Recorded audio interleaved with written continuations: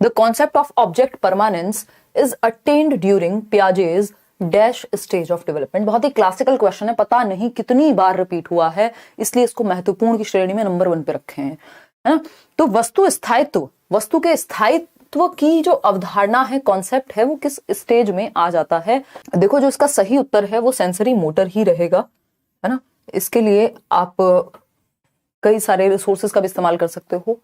Pre operational में अगर ये काउंट करते हैं तो उसमें फिर ऑप्शंस डिफरेंट देगा आपको, क्योंकि प्री ऑपरेशनल में ऑब्जेक्ट परमानेंस चला नहीं जाएगा, कहीं रहेगा वहां पे भी, है ना। लेकिन अचीव या आना ही की जो शुरुआत है वो सेंसरी मोटर का ये कैरेक्टरिस्टिक है, ये विशेषता जो है वो सेंसरी मोटर की है। अगर आप 8 महीने के बाद देखते हैं तो 8 से 12 महीने के 18 से 24 तक तो आ ही जाता है, तो 6 महीने से पहले पहले बिल्कुल भी नहीं है इसकी स्थिति। तो इस संवेदी गामक का कैरेक्टरिस्टिक है, यदि इस तरह से पूछेगा तो। यदि ऑप्शन में आपको वो कॉम्बिनेशन बना के दिया है और सेंसरी मोटर मैच ही नहीं हो पा रहा, तब आप प्री ऑपरेशनल के साथ जाएंगे, ठीक। तो जन्म से 2 वर्ष का है जो कैरेक्टरिस्टिक है। आगे बढ़ेंगे, ये हमें पता है 4 अवस्थाएं होती हैं, sensory motor, pre operational, concrete operational. ये कैरेक्टरिस्टिक, ये जो विशेषता है वो इसी स्टेज की है। 2 से 7, 7 से 11, 11 से 15, ये 4 स्टेजेस हैं।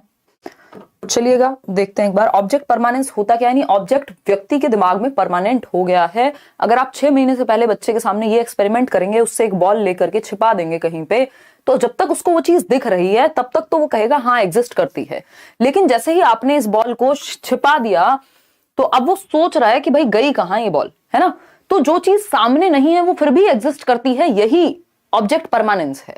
Out of site, out of mind होगा तो ऑब्जेक्ट परमानेंस अचीव नहीं हुई। यानी कोई ऑब्जेक्ट अगर मेरे सामने नहीं है तो वो होता ही नहीं है। तभी बच्चे रोते हैं कि मम्मी को 1 मिनट इधर से उधर हुई कि भैया मम्मी तो गायब, है ना। वो गायब नहीं है, एग्जिस्ट करती हैं। ये जब कॉन्सेप्ट आ जाएगा दिमाग में तो ऑब्जेक्ट परमानेंस अचीव हो जाएगी। इतनी बात क्लियर है हमें? बिल्कुल क्लियर है। चलिए आगे बढ़ते हैं, समझते हैं कुछ चीजों को। ये वो वाला है जो माँ बाप नहीं करते, बच्चे के सामने ऐसे हाथ लगा के और ता करते हैं तो हाथ हटाते हैं तो वो हंसने लग जाएगा, क्योंकि उसको लगेगा अभी भी ये चीज मेरे सामने है ना, या एग्जिस्ट करती है। हाथ लगाने के बाद उसको लग रहा है कि अब यहाँ पे मम्मी या पापा नहीं है। कोई खिलौना छिपा दिया और बच्चा अगर उसको ढूंढ नहीं पा रहा खुद से, इसका मतलब ऑब्जेक्ट परमानेंस अचीव नहीं हुई। उसके लिए जब वो ढूंढे उसको, रोए उसके लिए, तो इसका मतलब ऑब्जेक्ट परमानेंस अब अचीव हो रही है। उसके दिमाग में वो चीज है कि जो आउट ऑफ साइट है वो आउट ऑफ माइंड नहीं हुआ है, जो दिख नहीं रहा वो अभी भी एग्जिस्ट करता है। क्वेश्चन नंबर 2 देखिएगा, फटाफट से समझेंगे। क्वेश्चन नंबर 2 कह रहा है, बहुत ही आसान सा क्वेश्चन है कि मेजर प्रपोजिशन ऑफ पियाजेज थ्योरी, यानी पियाजे के सिद्धांत का प्रमुख प्रस्ताव क्या है। बहुत ही तेजी से जवाब देंगे। देखिए, अब कोई पूछ रहा अपेक्षा और उपेक्षा में क्या अंतर है। हिंदी की क्लास चला दें आपकी। अपेक्षा बेसिकली एक्सपेक्टेशन है, उपेक्षा इज कि आप नेग्लेक्ट कर रहे हैं उस चीज को, या आप उसको सिरे से नकार रहे हैं, क्रिटिसाइज कर रहे हैं, ठीक है ना। Children's thinking is superior to adults. देखिए, ना तो बच्चों की थिंकिंग ऊपर होती है, वयस्कों से बेहतर होती है, सुपीरियर होती है, ना ही इंफीरियर होती है। ये दोनों बातें ध्यान रखेंगे, कंपेयर नहीं कर रहे हैं वो इस तरह से कि प्याजे जो है ये नहीं कह रहे हैं कि बच्चों की थिंकिंग या तो निचले स्तर की है, बड़ों की उचले स्तर की है, ऐसा कुछ भी नहीं कहा उन्होंने, पहले ये याद रखेंगे। Children's thinking is quantitatively different. देखो, क्वांटिटेटिवली डिफरेंट नहीं होती, यानी अमाउंट तो सेम ही है। बच्चा भी दिन में 50 बातें सोच रहा है, आप भी दिन में 50 बातें सोच रहे हैं, बस डिफरेंस किसका है? क्वालिटी का, गुण का, अमाउंट का नहीं, काइंड का, प्रकार का अंतर है। बच्चे के लिए उसका खिलौनों का रोना है, आपके लिए आपकी सैलरी नहीं आई इस चीज का रोना है, ब्रेकअप का रोना है, किसी और चीज का, या किसी और चीज के बारे में सोच रहे हैं। आप रोते ही नहीं रहेंगे, नॉर्मल भी सोच सकते हैं किसी चीज के बारे में। आपका एग्जाम आ रहा है, आप उसके बारे में सोच रहे हैं। बच्चे के लिए उसको खिलौना वो वाला कब मिलेगा जब उसको कौन सा चाहिए जो, ठीक। तो बस क्वालिटी में अंतर है। सोचता बच्चा भी, अमाउंट सेम है, काइंड डिफरेंट है, क्वांटिटी सेम है, क्वालिटी अलग है। सेम नहीं भी है तो हमें अंतर किसमें है? क्वांटिटी का अंतर है ही नहीं, क्वालिटी का अंतर है, वो गुणात्मकता का अंतर है, वो टाइप का अंतर है, अमाउंट सेम है। तो सी ऑप्शन। आगे बढ़ेंगे। अकॉर्डिंग टू जीन पियाजे, चिल्ड्रन, यानी पियाजे के अनुसार बच्चे कैसे क्या लर्न बाय ऑब्जर्विंग अदर्स, दूसरों को ऑब्जर्व करके ऑब्जर्वेशनल लर्निंग से सीखते हैं। तो ये तो बेंड्यूरा कहते हैं। पियाजे थोड़ी कह रहे हैं कि बच्चे दूसरों को ऑब्जर्व करके सीखते हैं। अवलोकनात्मक अधिगम की थियोरी बेंड्यूरा की है। किसकी है? बेंड्यूरा की है। क्लियर है? स्पीड थोड़ा फास्ट कीजिए। हाँ, कर देते हैं फास्ट। अगर हम बात कर रहे हैं बी ऑप्शन की, कैन बी कंडीशनड, कंडीशनिंग की बात कौन करेगा? बिहेवियरिस्ट। और पियाजे क्या है? कंस्ट्रक्टिविस्ट हैं, रचनावादी हैं। तो कंडीशनिंग की बात पियाजे नहीं करते। कंडीशनिंग मतलब एक तरह की आदत डलवा दी आपने कि कुत्ते को घंटी बजाओ खाना आएगा, घंटी बजाओ खाना आएगा, यही काम थॉर्नडाइक कर रहे हैं। नहीं, पियाजे तो बच्चे को एक्टिव रखने की बात करेंगे। Can be taught to behave and learn in specific manner using principles of reward and punishment. मैंने लास्ट सेशन में भी डिस्कस किया था, पियाजे और वाइगोस्की रिवॉर्ड और पनिशमेंट पे फोकस्ड नहीं है, वो बच्चे को एक्टिव रखने पे, बच्चे के सक्रिय निर्माण पे, एक्टिव कंस्ट्रक्शन ऑफ नॉलेज पे, कि बच्चा सक्रिय रह के, एक्टिव रह के एनवायरमेंट में ज्ञान का सृजन कर सकता है, ये कह रहे हैं पियाजे वाइगोस्की। तो actively construct knowledge as they manipulate and explore the world, यानी बच्चा क्या है, लिटिल साइंटिस्ट है, नन्हा वैज्ञानिक है पियाजे के अनुसार। वाइगोस्की भी कह रहे हैं एक्टिव है, बस वाइगोस्की कहेंगे सोसाइटी में एक्टिव है, पियाजे जो है वो उसकी एक्टिविटीज पे ज्यादा फोकस्ड है सोलली। तो D option is the right answer. आगे बढ़ेंगे क्वेश्चन नंबर 4 पर। According to Lev Vygotsky learning is, Vygotsky के अनुसार अधिगम क्या है, लर्निंग क्या है? तो वाइगोस्की के अनुसार लर्निंग क्या है, इंडिविजुअल है। भाई जिस व्यक्ति की थियोरी का नाम सोशियो कंस्ट्रक्टिविस्ट अप्रोच है, सामाजिक रचनावादी, सामाजिक सांस्कृतिक परिप्रेक्ष्य है, यानी वो समाज, संस्कृति और भाषा को ध्यान में रखते हैं, वो क्या है, सोशल कंस्ट्रक्टिविस्ट हैं, सामाजिक रचनावादी हैं। वहीं पियाजे क्या हैं, वो रेडिकल कंस्ट्रक्टिविस्ट हैं, वो रेडिकली इस बात पे फोकस करें कि बच्चा एक्टिव हो, बच्चा एक्टिव हो। और जबकि वाइगोस्की कह रहे हैं कि सोसाइटी में एक्टिव हो, ग्रुप्स में सीखे। तो जो व्यक्ति ये कहता है कि ग्रुप में होगी लर्निंग, वो इंडिविजुअल एक्टिविटी तो कह नहीं सकता, इंडिविजुअल एक्टिविटी होगी, बच्चा अकेला सीखता रहे, ग्रुप की, लोगों की जरूरत नहीं होती। तो ये तो वाइगोस्की बिल्कुल नहीं कहेंगे। पैसिव तो रख ही नहीं सकते, ना पियाजे ना वाइगोस्की, बच्चा सक्रिय ही होगा, एक्टिव ही होगा। अगेन कंडीशनिंग जो है व्यवहारवादियों का कॉन्सेप्ट है, पियाजे वाइगोस्की का नहीं। ठीक, तो सोशल एक्टिविटी है लर्निंग, एक सामाजिक गतिविधि है। बच्चा पीयर ग्रुप में, पीयर कौन है, जो क्लासमेट्स हैं, जो उसकी एज के लोग हैं, जो उसके दोस्त यार हैं, उनके साथ घुल मिल करके ग्रुप में सीखेगा। तो assistance learning, group learning, peer learning, collaborative learning, cooperative learning, जहां पे सहयोग की, ग्रुप की बात होती नजर आए, समझ जाइए वाइगोस्की की बात हो रही है। D option is the right answer over here. आगे बढ़ेंगे क्वेश्चन नंबर 5 पर। क्या कहता है क्वेश्चन नंबर 5? ये कहता है Lev Vygotsky refers to the verbal dialogues that children have with themselves. Focus कीजिएगा, वर्बल डायलॉग्स यानी जो बातें कर रहे हैं बच्चे अपने आप से, मौखिक संवाद जो बच्चा अपने आप से करे, विद देमसेल्व्स यानी खुद से जो बच्चा बातें करता है, खुद से जो डायलॉग करेगा, जो रात को बैठ करके आप खुद से बातें कर रहे हैं, अरे यार ये कैसे होगा, नोट्स तो अभी तक बने नहीं हैं, या नोट्स तो अभी तक पढ़े नहीं है, वट एवर, जो आप खुद से बातें करते हैं वो क्या कहलाती हैं, डिस्टॉर्टेड। डिस्टॉर्टेड तो भ्रांत बातें हो गई, गड़बड़, टूटी फूटी बात। प्रॉब्लमेटिक है, ईगोसेंट्रिक है। ईगोसेंट्रिक किसके अकॉर्डिंग है, पियाजे के अकॉर्डिंग है।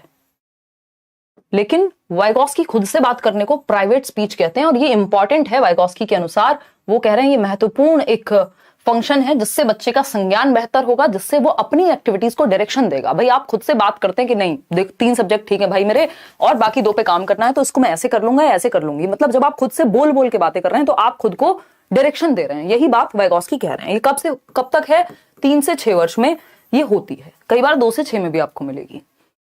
क्लियर है? इसी चीज को ईगोसेंट्रिक कहा है पियाजे ने, अहम केंद्रित, कि बच्चा सेल्फ सेंटर्ड है इसलिए बातें कर रहा है, बट प्राइवेट स्पीच महत्वपूर्ण है वाइगोस्की के अकॉर्डिंग। क्वेश्चन नंबर 6 देखिएगा फटाफट से। अगेन आपके प्यारे हाइंज आ गए हैं। A child argues that Heinz shouldn't steal the drug, यानी जो एक बच्चा है वो तर्क प्रस्तुत करता है कि हिंज को दवाई की चोरी नहीं करनी चाहिए थी। हिंज कौन है? वही कोहलबर्ग का एक्सपेरिमेंट वाला बंदा, जो उन्होंने एक डिलेमा पेश की थी, कोहलबर्ग ने एक दुविधा पेश की थी कि एक व्यक्ति है हिंज या हाइंज जिसको हम कह रहे हैं इंग्लिश में, और उसको अपनी वाइफ को बचाने के लिए दवाई को चुराना पड़ता है अंत में।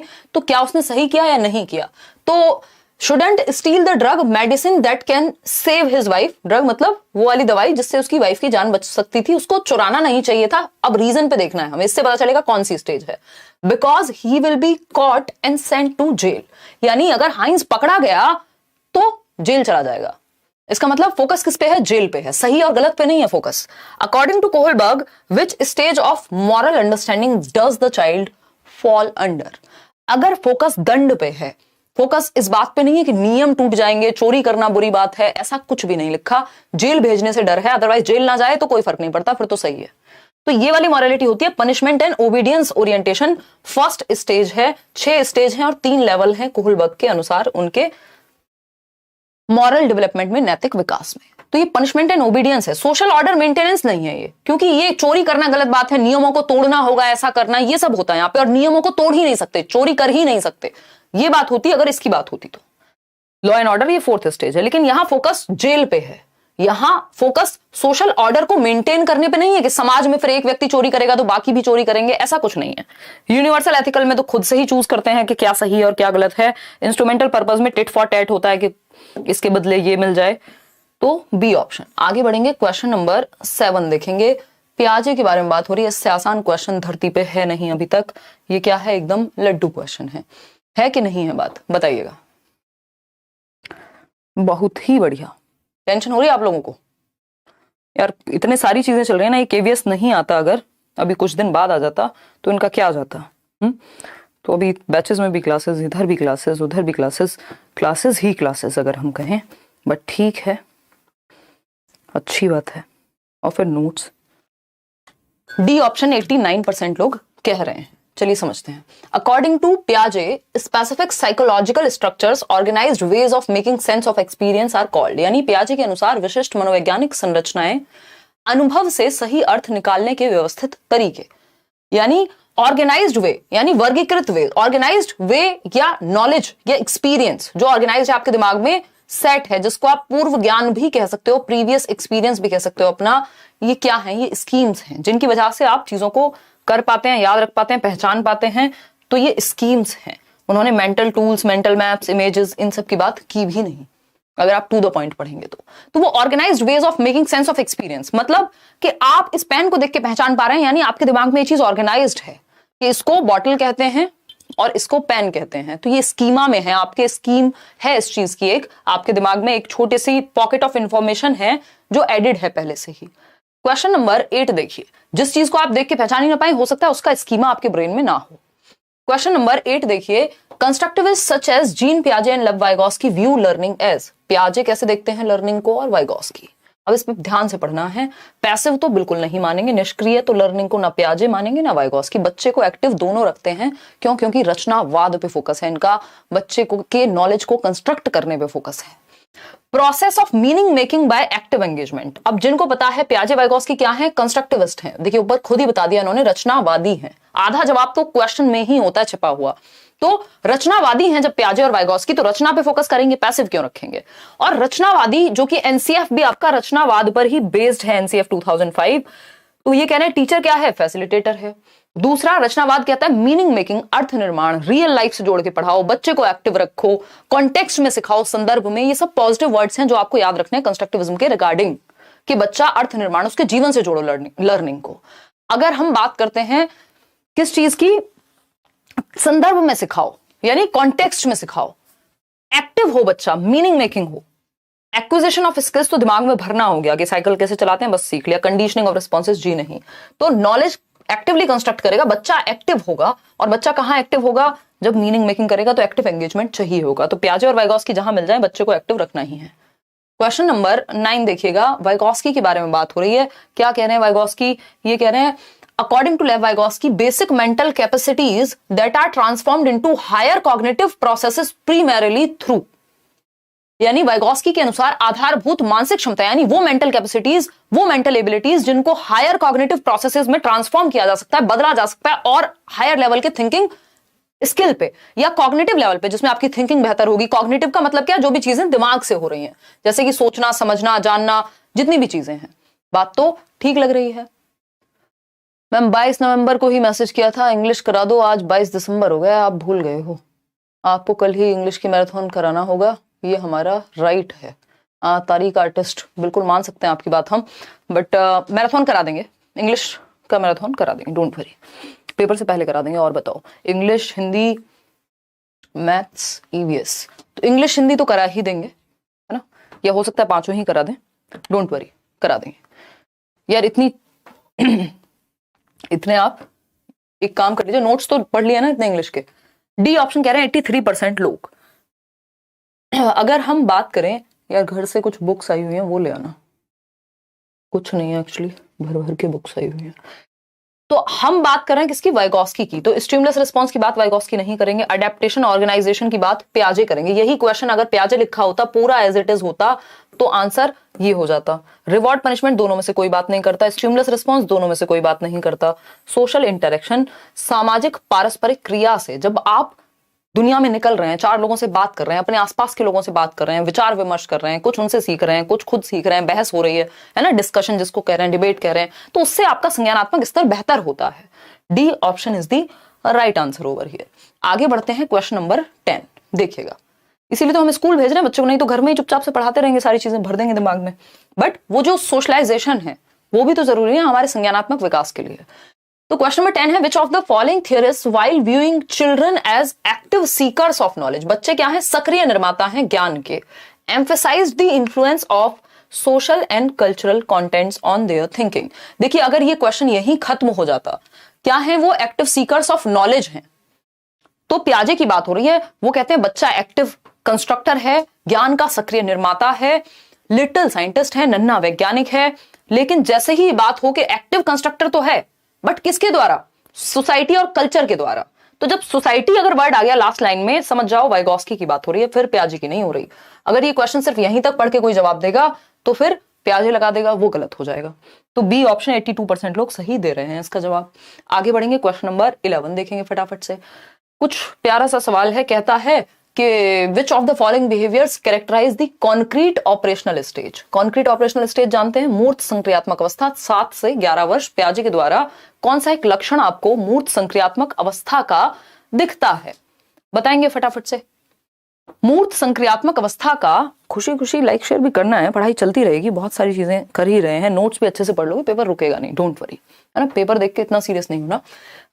हाइपोथेटिको डिडक्शन, ये हमें पता है, ये एब्स्ट्रैक्ट थॉट, ये सब कहाँ आएगा, फॉर्मल ऑपरेशनल में। जहां हाइपोथेटिको की बात हो गई तो हाइपोथेसिस तो हाईएस्ट स्टेज है, फिर 11 से 15 वाली स्टेज है फॉर्मल ऑपरेशनल। ये तो होगा नहीं क्योंकि हमसे कॉन्क्रीट ऑपरेशनल की बात कर रहे हैं, 7 से 11 वर्ष। कंजर्वेशन, क्लास इंक्लूजन, संरक्षण और कक्षा समावेशन, 58% लोग सही उत्तर दे रहे हैं। उत्तर इसका यही है, क्यों है इस पे अभी आएंगे, ठीक है। डेफर्ड इमिटेशन, ये आ जाता है सेंसरी मोटर में। ऑब्जेक्ट परमानेंस, सेंसरी मोटर में, जन्म से 2 वर्ष में ही। Make believe play, irreversibility of thought, किसका लक्षण है, 2 से 7, प्री ऑपरेशनल का। ठीक, आपको पता है कॉन्क्रीट ऑपरेशनल का सीधा सा फंडा मैंने आपके साथ डिस्कस किया हुआ है, सीसीएस, यूनिवर्सिटी नहीं है चौधरी चरण सिंह। सीसीएस बोले तो कॉन्क्रीट ऑपरेशनल में क्या आता है, कंजर्वेशन, संरक्षण, दूसरी चीज है क्लासिफिकेशन, तीसरी चीज है सीरिएशन। ये तीनों गुण आ जाते हैं। और पहली बार तर्क आता है, इंडक्टिव लॉजिक आता है, डिडक्टिव आएगा हाइपोथेटिको, डिडक्टिव फॉर्मल ऑपरेशनल में। तो कंजर्वेशन क्या है कि शेप और साइज के बदलने पे क्वांटिटी चेंज नहीं होती, वॉल्यूम चेंज नहीं होता। ये जितना भी पानी है 600 ml, इसको मैं किसी ट्रक में डालूं, मग में डालूं, बाल्टी में डालूं, ये इतना ही रहेगा। शेप साइज चेंज करने से कोई कम ज्यादा नहीं हो जाएगा। यही समझना कंजर्वेशन है। क्लास इंक्लूजन, क्लासिफिकेशन है कि मुझे पता है ट्राइंगुलर शेप की चीजें एक साथ रखेंगे, सर्कल या किसी एक कलर, रेड कलर की चीजें वो एक बॉक्स में, ब्लू कलर की चीजें वो एक बॉक्स में, यानी क्लासिफाई, वर्गीकरण सीख पा रहे हैं आप। कक्षा समावेशन इसी को कह रहे हैं। तो B option is the right answer. आगे बढ़ेंगे क्वेश्चन नंबर 12 पर। ये क्या कहता है, कोहलबर्ग के बारे में, बहुत तेजी से जवाब देंगे। बात हो रही है, which of the following is a stage of moral development proposed by Lawrence Kohlberg. Kohlberg के नैतिक विकास की एक अवस्था है। इससे आसान क्वेश्चन अगेन धरती पे नहीं है। तो लेटेंसी स्टेज कोहलबर्ग ने कौन, इस तरह का एक क्वेश्चन जरूर देगा। हो सकता है इस बार क्या किया, मान लीजिए मॉरल डेवलपमेंट लिखा है, यहां कुछ और लिखा होता, फ्रॉइड लिखा होता, जैसे दूसरा एक क्वेश्चन आया अभी। तो लेटेंसी स्टेज किसने दी है, फ्रॉइड ने। इतना बेसिक हमें पता होना चाहिए। सोशल कॉन्ट्रैक्ट ओरिएंटेशन, हाँ बात तो कोहलबर्ग की चल रही है। कॉन्क्रीट ऑपरेशनल पियाजे ने दी है, ये भी हमें पता है ना। और इंडस्ट्री वर्सेस इंफीरियोरिटी किसने दी है, बताएगा कोई, एरिक्सन ने, एरिक्सन। और ये सारी स्टेजेस किसकी बात कर रही है, 6 से 12 वर्ष लेटेंसी, कॉन्क्रीट ऑपरेशनल 6 से 12 वर्ष, इंडस्ट्री वर्सेस इंफीरियोरिटी 6 से 12 वर्ष, और ये भी उसी के बीच में आती है। तो यानी स्कूल एज की ही कहीं ना कहीं बात हो रही है। ये भी हमें ऑब्जर्व करना पड़ेगा। तो जरूरी नहीं है ना जो क्वेश्चन पूछा बस एज इट इज पूछ लेगा, इन्हीं ऑप्शन में से किसी एक से क्वेश्चन बना देगा। तो सामाजिक अनुबंध अभिविन्यास, जिसको हम कहते हैं 4th stage, law and order, जहां रूल्स ब्रेक नहीं हो सकते, रूल्स आर रूल्स, ये है बी ऑप्शन, 4th स्टेज है कोहलबर्ग का 2nd लेवल का। आगे बढ़ेंगे, क्वेश्चन नंबर 14 से पहले 13 आता है। ये कह रहे हैं, according to Jean Piaget's theory of cognitive development, hypothetico deductive reasoning. इसका जवाब मैंने आपको दिया था। देखिएगा जब भी डिडक्टिव वर्ड लिखा है तो वो सबसे लास्ट में आएगा। डिडक्टिव का मतलब ही है कि आप रूल टू एग्जाम्पल जा पाएंगे। हाइपोथेसिस मतलब परिकल्पना, इमेजिनेशन करके रीजनिंग लगा पाएंगे। अगर इंडक्टिव रीजनिंग या सिर्फ रीजनिंग लिखा होगा तो कॉन्क्रीट ऑपरेशनल, क्योंकि मूर्त संक्रियात्मक में सबसे पहले क्या आती है, लॉजिक आता है। अगर हम बात करें हाइपोथेटिको डिडक्टिव रीजनिंग की, परिकल्पनात्मक निगमनात्मक चिंतन की, तो ये हाईएस्ट स्टेज पे आएगा। और अगर एब्स्ट्रैक्ट थॉट की बात करता तब भी आंसर यही होता, अमूर्त चिंतन भी इसी स्टेज पर आता है। 11 से 15 वर्ष प्याजे की हाईएस्ट स्टेज। SPCF 4 स्टेजेस हैं, sensory motor, pre operational, concrete operational, formal operational, ठीक है ना। अगर सिर्फ इंडक्टिव लॉजिक होता तो ये हो जाता 7 से 11 वाला। चलिए आगे बढ़ेंगे नेक्स्ट क्वेश्चन की तरफ। आगे बढ़ेंगे क्वेश्चन नंबर 14। क्या कहता है क्वेश्चन नंबर 14? अगर हम बात करते हैं drawing implications from Piaget's theory of cognitive development, यानी पियाजे की थ्योरी से यदि आप इंप्लीकेशन निकालते हो, उसको क्लासरूम में यूज करने की बात करते हो, उसके एजुकेशनल इंप्लीकेशन की बात करते हो कि कक्षा में कैसे यूज करेंगे किसी भी थ्योरी को, ये हम पढ़ते हैं लगभग हर सेशन में आजकल। तो 6 to 8 क्लास का बच्चा है, यानी 6ठी से 8वीं, 6ठी से 8वीं मतलब 13 या 14, 12 से 14 वर्ष का बच्चा रहा होगा। भाई हमारा राइट टू एजुकेशन एक्ट क्या कहता है कि 6 से 14 वर्ष के बच्चे को फ्री एजुकेशन दो, यानी 8th क्लास तक फ्री एंड कंपलसरी एजुकेशन है। तो 14 साल के बीच में ही होगा ना, 12 से 14 के बीच में होगा 6 to 8 का बच्चा। एज देख के समझना है ना कौन सी स्टेज की बात हो रही है। तो क्या करेंगे आप, इसको रटना नहीं है कि आपको जवाब पता है तो जवाब दे दिया, क्यों है जवाब उसको समझना जरूरी है, क्योंकि इसी क्वेश्चन घुमाएगा तो फिर आप घूम जाएंगे। डिस्करेज तो आप लॉजिकल आर्ग्यूमेंट्स को कर ही नहीं सकते, क्योंकि ये तो लॉजिकल थिंकिंग की स्टेज है। लॉजिक आता है पहली बार कॉन्क्रीट ऑपरेशनल में 7 से 11 में, हालांकि ये 1 साल और आगे आ गए हैं उससे, ठीक है ना। ठीक है, पैसेज तो नहीं तारीख, अभी इतना समय तो शायद नहीं है, बट हाँ हम मैराथन करा देंगे इंग्लिश की, पक्का पक्का प्रॉमिस है, पेपर से पहले चाहे कुछ हो जाए, ठीक।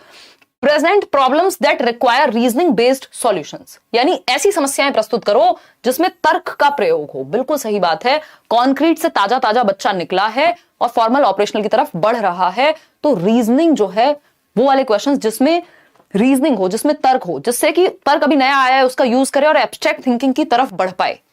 बिल्कुल।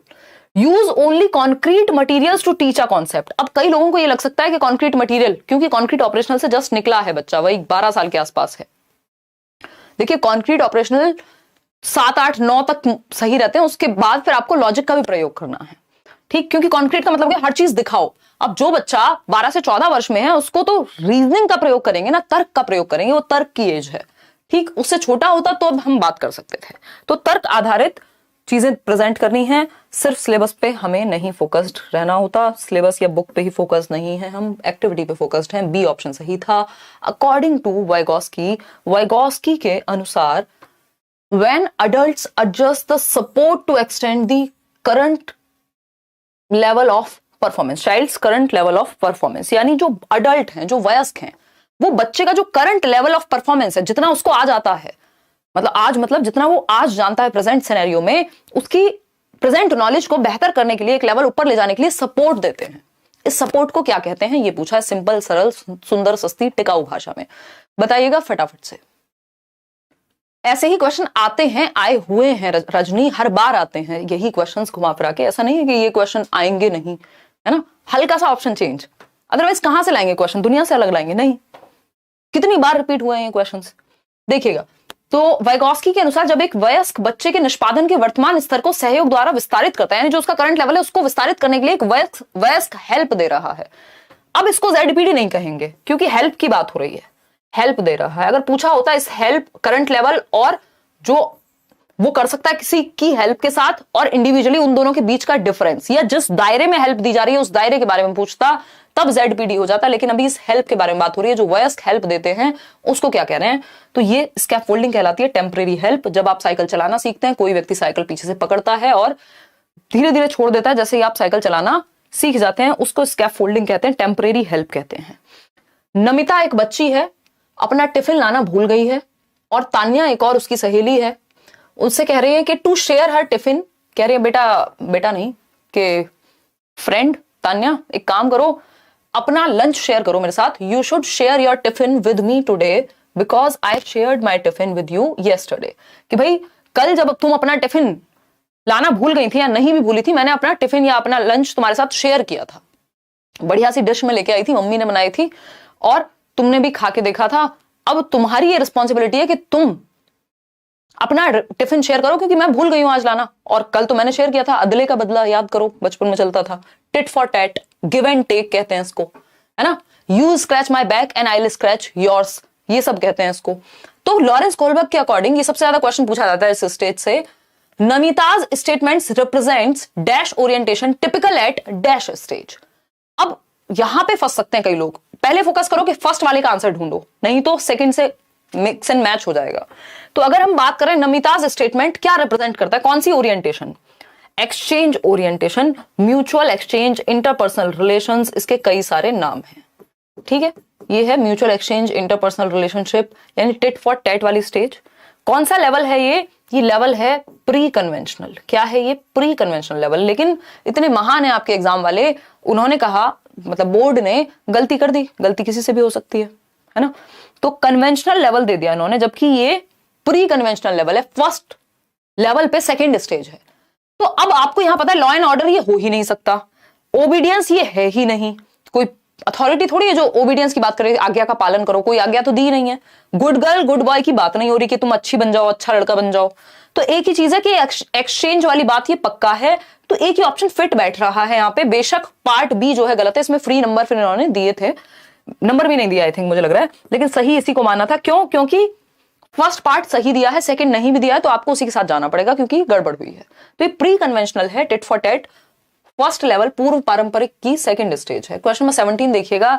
एक बच्ची है 5 साल की, 5 साल पे ध्यान दीजिएगा, 3 से 6 वर्ष में एक चीज बताई थी आपको। 5 साल की बच्ची है, टी शर्ट को फोल्ड कर रही है।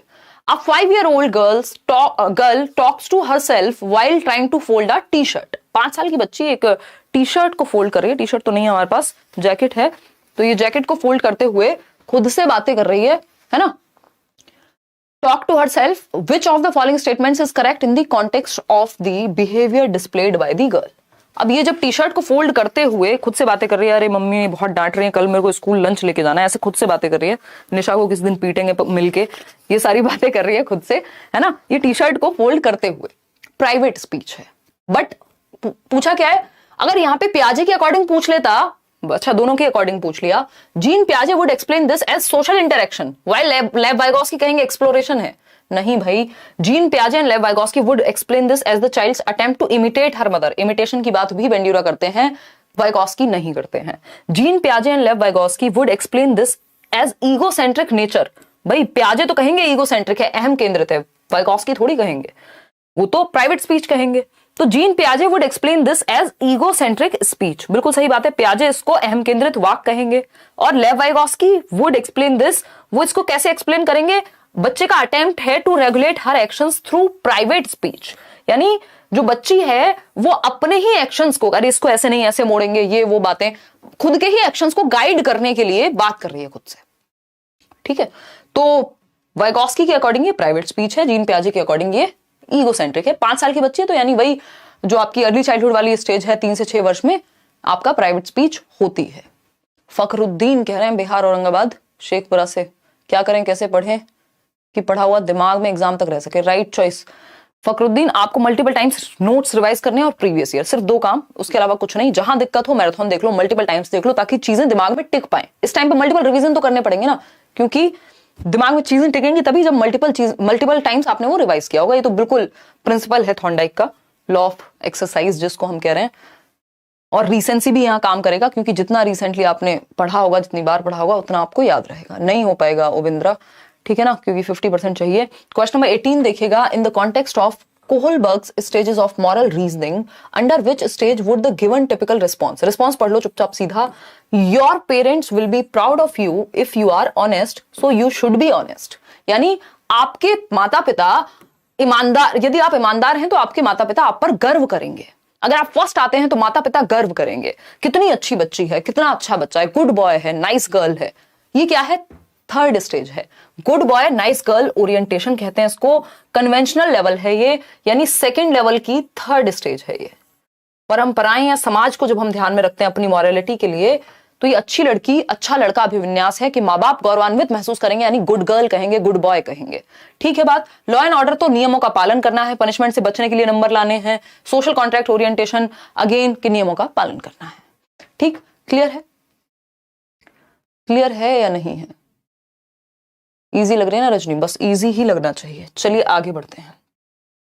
जब ये लॉ एंड ऑर्डर और सोशल कॉन्ट्रैक्ट को एक साथ दे दे तो समझ जाना ये फिफ्थ स्टेज की बात हो गई फिर, क्योंकि लॉ एंड ऑर्डर को सोशल कॉन्ट्रैक्ट भी ये कह देते हैं, सोशल ऑर्डर मेंटेनिंग कह देते हैं। क्वेश्चन नंबर 19 देखिएगा, क्या कहता है ये देखेंगे। Which of the following statements is correct about Jean Piaget's theory of cognitive development? पियाजे के बारे में कौन सा एक स्टेटमेंट सही है बताइएगा। पियाजे को तो आप बता ही सकते हैं ना, पियाजे तो चचा हैं वैसे भी, फटाफट से बताएंगे।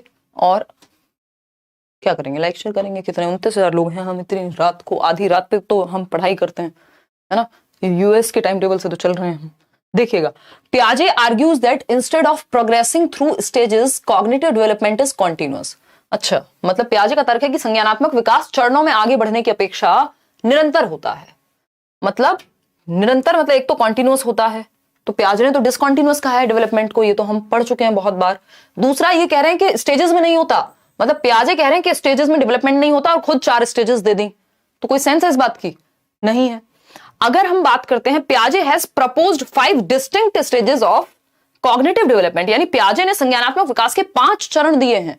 हम तो 4 ही पढ़ रहे हैं, एनसीईआरटी भी 4 पढ़ा रही है, पूरी दुनिया के सारे पेपर 4 पढ़ा रहे हैं, तो एसपीसीएफ 4 स्टेज है, 5 नहीं है सरकार। ए ऑप्शन 53% पता नहीं कैसे दे रहे हैं। हैं क्या हो गया, क्या खा के आए हो भाई? हैं ए ऑप्शन कैसे हो सकता है? कॉन्टिन्यूअस है कैसे? पियाजे कॉन्टिन्यूअस कहने लग गए डेवलपमेंट को, कब? नींद में? नहीं नहीं नहीं नहीं सरकार, ऐसे नहीं होता। C option, the stages are invariant which means that no stage can be skipped, यानी किसी चरण को छोड़ा नहीं जा सकता क्योंकि ये चरण स्थिर हैं। अच्छी नहीं लग रही ये बात? क्या किसी स्टेज को स्किप कर सकते हो कि भाई ये वाली स्टेज पसंद नहीं आ रही? एक काम करो, पियाजे कह रहे हैं प्री ऑपरेशनल से सीधा फॉर्मल ऑपरेशनल पे पहुंचेगा बच्चा, यानी जो आपकी पूर्व संक्रियात्मक अवस्था है उससे सीधा औपचारिक संक्रियात्मक पे पहुंचेगा, जंप कर जाएगा। ऐसे थोड़ी होता है, ऐसे कैसे चलेगा दीदी और भैयाओ? गलत जवाब दे रहे हो। The sequence of the stages can vary according to the cultural context of children. भैया जो स्टेज दे दी ना जिस व्यक्ति ने, चाहे वो पियाजे हो, कोलबर्ग हो, वाइगॉस्किन तो दी ही नहीं है, पियाजे हो, कोलबर्ग हो, फ्रॉइड हो, जितने भी लोग, एरिक्सन हो, जितने भी लोग स्टेजेस की बात करेंगे वो पूरी दुनिया के लिए एक जैसी देते हैं स्टेज। ऐसा नहीं है इस कंट्री के लिए अलग स्टेज, किसी और के लिए अलग स्टेज। तो ये तो हो ही नहीं सकता कि कल्चर के हिसाब से स्टेज बदल जाए, कि इंडिया में जो है पियाजे की कॉन्क्रीट ऑपरेशनल रहेगी 7 से 11 और अमेरिका में रहेगी 11 से 15, फिर तो पॉइंट ही खत्म हो जाएगा। तो the stages are invariant which means that no stage can be skipped, यानी किसी भी चरण को छोड़ा नहीं जा सकता क्योंकि ये चरण स्थिर हैं, फिक्स्ड हैं। Sensory motor, pre operational, concrete operational, formal operational, दुनिया की सारी किताबों में मिलेगा। ऐसा नहीं आपके लिए अलग हो जाएगा, किसी और कंट्री के लिए अलग हो जाएगा। समझ पा रहे हैं? तो सी ऑप्शन सही होगा। इसका ध्यान रखना है, इतना सब कुछ पढ़ने के बाद भी अगर हम फंस जाएंगे क्वेश्चंस में तो कैसे चलेगा। और कॉन्टिन्यूअस नहीं है पियाजे के अकॉर्डिंग, क्योंकि जो व्यक्ति स्टेजेस की बात करेगा वो डेवलपमेंट को कॉन्टिन्यूअस नहीं मान सकता। वो कह रहा है एक स्टेज में इतना, फिर इतना, फिर इतना, फिर इतना। इसका मतलब डिसकॉन्टिन्यूअस हो गया, असतत हो गया, अनिरंतर हो गया क्या विकास। जबकि वाइगॉस्की कह देंगे कि कॉन्टिन्यूअस है, निरंतर है। क्यों? क्योंकि उन्होंने कोई स्टेज नहीं दी। वो तो कह रहे हैं सोसाइटी और कल्चर के हिसाब से बदलता रहेगा, है ना। तो सोसाइटी और कल्चर के हिसाब से बदलता रहेगा, ये तो वाइगॉस्की कहेंगे, क्योंकि इन्होंने कोई एज और स्टेज नहीं दी। इन्होंने तो फिक्स्ड स्टेजेस दी हैं, ये बदल नहीं सकती पियाजे के अकॉर्डिंग। और डेवलपमेंट डिसकॉन्टिन्यूअस है क्योंकि स्टेजेस में हो रहा है, अलग अलग क्वालिटेटिव स्टेजेस में हो रहा है। समझे कि नहीं? आगे बढ़ जाएं। क्वेश्चन नंबर 20 देखिएगा और बताइएगा क्या सही होगा। द कॉन्सेप्ट ऑफ कंजर्वेशन, यानी संरक्षण की बात हो रही है, एज प्रपोज्ड बाय जीन पियाजे। इसका मतलब क्या है? तो अगर हम बात कर रहे हैं कंजर्वेशन की, संरक्षण की, तो ये क्या है? It is important to protect wild life and forest. भैया पियाजे की बात हो रही है, इन जनरल बात नहीं हो रही है कि वाइल्ड लाइफ को बचा लो, इसको कंजर्वेशन कह रहे हैं। एनवायरमेंट के कॉन्टेक्स्ट में नहीं कह रहे हैं। Certain physical properties remain the same even when outward appearances change, यानी जो कुछ फिजिकल प्रॉपर्टीज होती हैं, जो भौतिक गुणधर्म होते हैं, है ना, वो सेम रहते हैं। जैसे वॉल्यूम या अमाउंट क्या है? एक फिजिकल प्रॉपर्टी है कि इस बॉटल में जितना पानी है, 200 ml है, 500 ml है, 300 ml है, तो 300 ml पानी यदि मैं इस, या 200 ही मान लेते हैं, इस मग में डाल दूं, तब भी कुछ भौतिक प्रॉपर्टी, क्या ये ml वाली प्रॉपर्टी, ये अमाउंट वाली, या मैं कहूं वॉल्यूम वाली जो प्रॉपर्टी है वो सेम रहेगी। बेशक मैं क्या कर दूं, आउटवर्ड अपीयरेंस को चेंज कर दूं, यानी बाहरी आकृति को बदल दूं, इस मग में डाल दूं बॉटल की जगह। मग की आकृति अलग है, बॉटल की आकृति यानी शेप और साइज अलग है, अपीयरेंस अलग है, लेकिन वॉल्यूम फिर भी सेम रहेगा। इसी को कंजर्वेशन कहते हैं कि शेप और साइज के बदलने पे क्वांटिटी सेम रहती है, अमाउंट सेम रहती है, वॉल्यूम सेम रहता है। One can arrive at the correct conclusion by systematically testing hypothesis. तो ये तो कंजर्वेशन की बात ही नहीं, दूसरों के पर्सपेक्टिव को लेना क्या कहलाता है, ये तो अगेन ऐसी बात हो रही है कि ये ईगो सेंट्रिज्म की बात हो रही है। तो यहां पे ये सब तो चलेगा ही नहीं, B option is the right answer. Question number 21 देखिएगा, कोहलबर्ग के बारे में कुछ चर्चा हो रही है, समझेंगे। Lawrence Kohlberg's theory of moral reasoning has been criticised on several counts. जब कोहलबर्ग के क्रिटिसिज्म की बात करें तो 99% केसेस में चक्कर यही रहता है कि या तो उनकी थियरी को जेंडर बायस कहा होगा या फिर कल्चरल बायस की बात हुई होगी, कि कल्चरल डिफरेंसेस को यहाँ पे ध्यान में नहीं रखा जाता, कि कल्चरल डिफरेंसेस होते हैं इसका ध्यान नहीं रखा जाता, क्योंकि स्टेजेस तो पूरी दुनिया के लिए सेम है कोहलबर्ग की। तो अगर हम बात कर रहे हैं यहां, तो Kohlberg has not given typical responses to each stage. नहीं, हर एक स्टेज पे रीजनिंग क्या होगी बच्चे की दिया हुआ है उन्होंने। Kohlberg has duplicated Piaget's method, duplicate नहीं किया है, बेस्ड है उस चीज पे थियरी इन्होंने अपनी ही दी है। Kohlberg's theory does not focus on children's responses, भाई बच्चों के रिस्पॉन्सेज पे तो बनाई है उन्होंने theory. Kohlberg has based his study primarily on a male sample. ये एक प्रॉब्लम है कि जेंडर बायस थियरी है, फेमिनिन एस्पेक्ट को, फेमिनिन एस्पेक्ट ऑफ केयर को उन्होंने कंसिडर नहीं किया है, जो कि कैरल गिलिगन कह ही रही हैं। D option. आगे बढ़ेंगे, क्वेश्चन नंबर 22 देखिएगा एक बार, 25 क्वेश्चन है, फटाफट से करेंगे।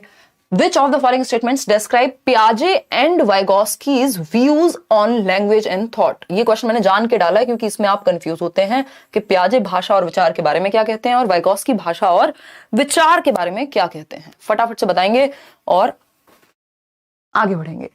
ये एडमिट कार्ड वाले जितने परेशान हो रहे हैं ना, कल मैं एक बार इस पर बात कर लूंगी, समय निकाल के। कल भी कैसे करूंगी यार, इतनी चीजें एक साथ चल रही हैं, करूंगी मतलब या तो फिर क्लास में होती है या इन्फॉर्मेशन आती है, दोनों में से एक ही चीज हो पा रही है। देखिएगा, करते हैं कुछ ना कुछ, करते हैं प्रबंध। निम्नलिखित में से सैटरडे संडे को आपकी क्लासेस रखेंगे ज्यादा, और क्या रखेंगे, हाँ वेंसडे बहुत ज्यादा, ठीक है। तो लैंग्वेज एंड थॉट की अगर हम बात करते हैं, पियाजे और वाइगोत्स्की कैसे व्यू करते हैं, इसको कैसे देखते हैं। According to Vygotsky thought emerges first and according to पियाजे language has a profound effect on thought. अगर आपको पूरा नहीं पढ़ना, यहीं तक ही पढ़ लीजिए। According to Vygotsky thought emerges first, यानी विचार पहले आता है वाइगोत्स्की के अनुसार। यही गलत हो गई ये बात, क्योंकि विचार पहले पियाजे के अकॉर्डिंग आता है, वाइगोत्स्की के अकॉर्डिंग नहीं। वाइगोत्स्की ने ये नहीं कहा कि कौन पहले आता है कौन बाद में, वो कह रहे हैं दोनों साथ साथ चलते हैं, बाद में मर्ज हो जाते हैं। अकॉर्डिंग टू पियाजे thought emerges first and according to Vygotsky language has a profound effect on thought. पता नहीं। Both view thought as emerging from the child's language, ऐसा नहीं है। Both view language as emerging from the child's thought, ऐसा भी नहीं है। तो पियाजे के अकॉर्डिंग थॉट पहले आता है और वाइगोत्स्की के अकॉर्डिंग जो लैंग्वेज है उसका थॉट पे अच्छा खासा प्रभाव है। यानी थॉट पे प्रभाव है का मतलब क्या है भाई, थिंकिंग मतलब कॉग्निटिव डेवलपमेंट। तो वाइगोत्स्की के अकॉर्डिंग तो लैंग्वेज से डेवलपमेंट हो रहा है ना थिंकिंग का या कॉग्निटिव स्किल्स का। तो ये तो बात सही है कि सिंबॉलिक लैंग्वेज से या लैंग्वेज से कॉग्निटिव डेवलपमेंट होता है, ये वाइगोत्स्की कह रहे हैं। पियाजे कह रहे हैं पहले थॉट आएगा, पहले कॉग्निटिव डेवलपमेंट आएगा, उससे लैंग्वेज डेवलपमेंट होगा। तो पहले थॉट आता है, ये पियाजे कहते हैं, और पहले जो थॉट है, पहले और बाद में की तो बात ही नहीं कर रहे वाइगोत्स्की, वो कह रहे हैं कि थॉट पर जो प्रभाव है वो लैंग्वेज का है। इसको एक बार ऐसे समझते हैं, बी ऑप्शन यहां सही है। हमारे पास समय भी है, देखिएगा। अगर हम बात कर रहे हैं थॉट और लैंग्वेज की, किसकी बात कर रहे हैं, थॉट और लैंग्वेज की, लैंग्वेज और थॉट, तो पियाजे कहते हैं कि thought not only proceeds language but also determines it. यानी थॉट ना केवल भाषा से पहले आएगा बल्कि यह भी निश्चित करेगा, निर्धारित करेगा कि भाषा क्या बोली जाएगी। मतलब जब मैं कुछ बोल रही हूं तो उससे पहले मैं सोच रही हूं और वो सोच मेरी भाषा को निर्देशित कर रही है। ये पियाजे कह रहे हैं कि पहले विचार आता है, बाद में भाषा आती है। यानी ये कह रहे हैं कि जो थॉट है, जो थिंकिंग है, जो कॉग्निटिव डेवलपमेंट है, उससे लैंग्वेज आ रही है, ना कि ऑपोजिट होगा। कौन कह रहे हैं, पियाजे। वाइगोत्स्की के केस में वाइगोत्स्की कह रहे हैं जो लैंग्वेज है वो कॉग्निटिव डेवलपमेंट को, यानी वो आपके थॉट को, वो आपकी थिंकिंग को बेहतर करती है ना। तो लैंग्वेज से कॉग्निटिव डेवलपमेंट होता है, या लैंग्वेज टूल है कॉग्निटिव डेवलपमेंट के लिए। ऐसा कौन कह रहे हैं, वाइगोत्स्की ब्रो कह रहे हैं, डूड कह रहे हैं, ठीक है ना। तो वाइगोत्स्की कह रहे हैं कि भाई जो आपकी लैंग्वेज है उससे तो आप अपनी समझ बेहतर कर रहे हैं। आप आज यहां जो सीख रहे हैं लैंग्वेज से सीख रहे हैं और आपकी समझ बेहतर हो रही है, ऐसा वाइगोत्स्की कह रहे हैं। पियाजे कह रहे हैं नहीं, पहले थॉट आया, बाद में भाषा सीखी बच्चे ने, और थॉट ने निर्धारित किया कि हम लैंग्वेज क्या यूज करेंगे। और अगर हम वाइगॉस्की की बात करें, वो कह रहे हैं दोनों पैरेलल चलते रहते हैं, मर्ज हो जाते हैं एक टाइम के बाद जाकर के। तो लैंग्वेज जो है वो कॉग्निटिव डेवलपमेंट के लिए, संज्ञानात्मक विकास के लिए, हमारी थिंकिंग के लिए एक टूल का काम करती है, ऐसा वाइगॉस्की कहते हैं। पियाजे कहते हैं भाई जो थॉट है उससे लैंग्वेज का डेवलपमेंट होगा, या जो सिंबॉलिक थॉट है उससे लैंग्वेज विकसित होती है। क्लियर है बात? आगे बढ़ेंगे। क्वेश्चन नंबर 23 देखिएगा, वाइगॉस्की के अकॉर्डिंग क्या सही है? According to Vygotsky, interaction with adults and peers does not influence. अच्छा, बड़ों के साथ इंटरेक्शन से कोई डेवलपमेंट नहीं होता, ये तो गलत हो गई भाई। वाइगॉस्की तो कह ही रहे हैं सोसाइटी और कल्चर से सीख रहे हैं जो भी सीख रहे हैं। फिर बात आती है language development changes the nature of human thought. यही तो बात हो रही थी ना अभी, कि जो भाषा का विकास है वो आपके विचार पर प्रभाव डालेगा, जबकि पियाजे कह रहे थे पहले विचार बाद में भाषा। ये नहीं कह रहे कि पहले भाषा आ रही है, बट ये कह रहे हैं कि जो इन्फ्लुएंस है, जो भाषा का इन्फ्लुएंस है थॉट पे, तो भाषा से थॉट विकसित हो रहा है। पहले और बाद में की बात वाइगॉस्की नहीं कर रहे हैं। Culture plays a very small role. ऐसा नहीं है कि आपकी संस्कृति का प्रभाव नहीं है आपके डेवलपमेंट पे, वो तो कह रहे हैं समाज और संस्कृति का ही प्रभाव है। लैंग्वेज कैसे एक्विजिशन डिवाइस LAD से सीखते हैं, तो ये तो बाबा नॉम चॉम्स्की कह के गए हैं कि LAD लैंग्वेज एक्विजिशन डिवाइस, जो कि आपके ह्यूमंस में एक एबिलिटी होती है जिसके थ्रू वो भाषा बोलते हैं। तो भाषा विकास मतलब आपकी लैंग्वेज जैसे डेवलप हुई है वो आपके थॉट को इन्फ्लुएंस करेगी, ऐसा वाइगॉस्की कह रहे हैं। क्वेश्चन नंबर 24 देखिएगा, सेकंड लास्ट क्वेश्चन है। Lawrence Kohlberg's theory which level signifies the absence of morality in its true sense, यानी जीरो मॉरलिटी। क्या है? अनुपस्थिति है मॉरलिटी की, अपनी कोई नैतिकता नहीं है बच्चे की, जो बाहर से भर दिया गया है वही सही है। जीरो मॉरलिटी ऑफ सेल्फ, खुद की कोई मॉरलिटी, खुद का कोई सही गलत नहीं होता बच्चे के लिए। किस स्टेज में बताइएगा? मैम लास्ट ईयर आपकी वजह से सीटेट क्लियर हुआ है, जूनियर रह गया था, इस बार दे रही हूँ, बट नेम के आगे कुमारी लगाना भूल गई। 10th में कुमारी लगा हुआ है, तो क्या कोई प्रॉब्लम है? हाँ बिल्कुल प्रॉब्लम है प्रीति, इस तरह की चीजें हम भूल नहीं सकते ना, बिल्कुल प्रॉब्लम है, बट कई बार ऐसा देखा गया है कि चीजें मतलब उतना बड़ा भी प्रॉब्लम नहीं है, बट प्रॉब्लम हो सकती है, तो इस चीज को ठीक कर लीजिएगा। अगर हो सकता है तो एफिडेविट वगैरह लगा करके, बट बहुत मेजर प्रॉब्लम नहीं है। कई बार ऐसा होता भी है कि ठीक है जाने देते हैं, बट ये रिस्क वाली सिचुएशन है आपकी। चलिए 88, हाँ 81, 82 पे आपका क्लियर हो जाएगा ओबीसी से अगर आप हैं तो। हिंदी इंग्लिश मैथ्स पेडागोजी भी आएगी, हाँ आएगी, कराएंगे भी हम मेरम, डोंट वरी।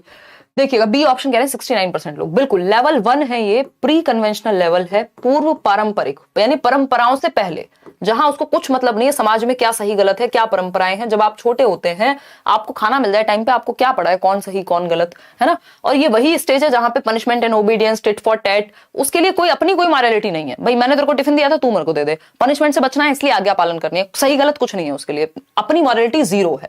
लेवल 2 पे होता है कि कन्वेंशन, यानी समाज में जो चल रहा है वो सही है। फिर लेवल 3 पे सेल्फ, लेवल 2 पर सोसाइटी तय कर रही है सही गलत, लेवल 3 पर खुद से चूज कर रहे हैं सही गलत, लेवल 1 पे एक्सटर्नल सोर्सेज हैं, खुद की मॉरलिटी जीरो है। ठीक है, 3 लेवल हैं, 6 स्टेजेस हैं। लास्ट क्वेश्चन आज के लिए पढ़िएगा, जवाब दीजिएगा इसका, फिर आगे बढ़ेंगे। कराएंगे यार मैराथन भी, डोंट वरी, क्वेश्चंस भी करेंगे भरपूर।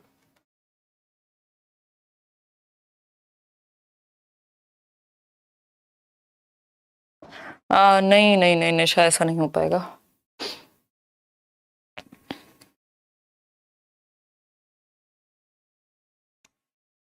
बता दिया इरम के बारे में हमने, क्या केवीएस इंटरव्यू में इन नंबर की वजह से प्रॉब्लम? नहीं नहीं नहीं, सीटेट के नंबर से कोई प्रॉब्लम नहीं होगी। आप इंटरव्यू बढ़िया देके आइए, आप रिटर्न में अच्छे नंबर लेके आइए, किसी को फर्क नहीं पड़ रहा। बहुत रेयरेस्ट सिचुएशन होती है इस तरह की कि 2 लोगों के नंबर क्लैश हो रहे हो तब इस तरह की बातें हो, ठीक है ना। तो आज 25 आउट ऑफ 25 आपके बनने चाहिए, अगर किसी को इजी लग रहा है तो।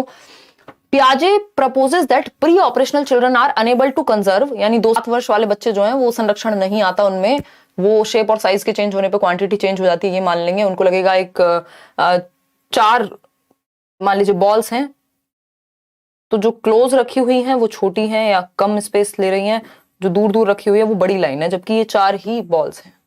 ठीक, तो he attributes this inability to which one of the following factors, यानी निम्नलिखित कारकों में से किसको उन्होंने इस असमर्थता के लिए जिम्मेदार ठहराया है? बताइएगा एक बार। कि बच्चा क्या नहीं कर पा रहा, दूसरे के पर्सपेक्टिव को समझ नहीं पा रहा, कंजर्वेशन नहीं है बच्चे में, यानी संरक्षण नहीं है। वो ये नहीं समझ पाएगा ये 200 ml पानी में बॉटल में डालूं चाहे मग में डालूं बात बराबर है। तो हाइपोथेटिकल थिंकिंग की कमी है। हाइपोथेटिकल तो जाकर के फॉर्मल ऑपरेशनल में आएगी, कंजर्वेशन तो उससे पहले ही आ जाएगा। पर्सनल फेबल है, देखिए पर्सनल फेबल दो तरह के होते हैं। एक होता है आपका पर्सनल फेबल जिसको आप कहते हैं कि मैं यूनिकनेस का पर्सनल फेबल होता है। ये भी एडोलेसेंस में होती है इस तरह की चीजें, 12 से 18 के वर्ष के बीच में, कि आपको लगता है आप दुनिया से यूनिक हैं, है ना, मेरे वाली अलग है, मेरे वाला अलग है, वो वाली कहानी है ये पर्सनल फेबल यानी यूनिकनेस। दूसरी एक पर्सनल फेबल होती है इनविंसिबल फेबल होती है, कि आपको लगता है आप तो मतलब इमॉर्टल हैं, या आप तो कुछ अलग है, ना तो आप तेज गाड़ी चलाएंगे तो आपका एक्सीडेंट नहीं होगा, लेटा के घुमा दो कहीं से भी बाइक, है ना। तो वो इनविंसिबल फेबल है जो आपने अपने दिमाग को कहानी सुना दी, कल्पनाशील कहानी।